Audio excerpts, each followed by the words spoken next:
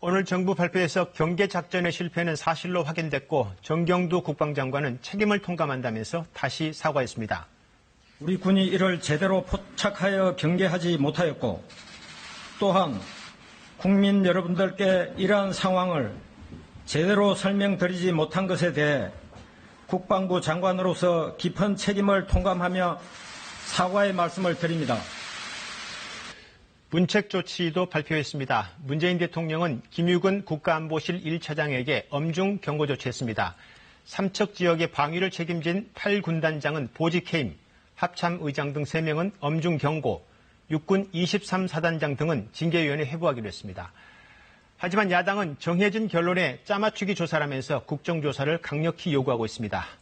오늘 정부가 합동조사 결과를 발표했지만 사실 축소나 은폐 의혹은 아직 제대로 해소되지 않았다는 지적도 여전히 있습니다. 한승현 기자가 보도하겠습니다. 북한 목선이 NLL을 넘어 아무런 제지 없이 삼척항에 도착할 때까지 걸린 시간은 57시간입니다. 해군과 해경, 육군 모두 전혀 알지 못했습니다.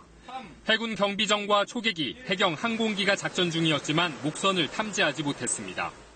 육군의 해안감시 레이더도 목선을 잡아내지 못했고 지능형 영상감시 시스템은 삼척항에 들어오는 목선을 2차례 촬영했지만 낚싯배로 판단했습니다. 해안소초 경계병들은 미역 채취 어민들을 통제하느라 목선이 항구에 진입하는 모습을 보지 못했습니다. 해안 감시에 공백이 발생한 것으로 확인하였습니다. 더 큰 쟁점인 사실 은폐, 축소 의혹은 여전히 풀리지 않았습니다. 목선이 방파제에 정박까지 한 사실을 알면서도 군이 발견 지점을 삼척항 인근이라고 발표한 것이 발단입니다. 군사보안상 통상 쓰는 용어라고 해명했지만 설득력이 떨어집니다. 해경이 지난달 15일 목선 신고 직후 삼척항에서 발견됐다는 상황 보고서를 전파했는데 이틀 뒤 합참 공보실이 굳이 인근이라는 표현을 쓴 이유는 여전히 석연치 않습니다. 누가 왜 삼척항 인근이라는 표현을 쓰자고 했는지에 대해선 답하지 않고 있습니다.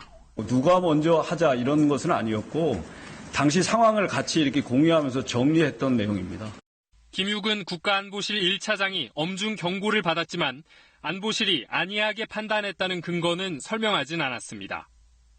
또 군 책임자인 국방장관과 합참의장은 국방부 조사 대상에서 빠져 이른바 셀프 조사의 한계를 드러냈다는 지적도 나옵니다. KBS 뉴스 한승현입니다.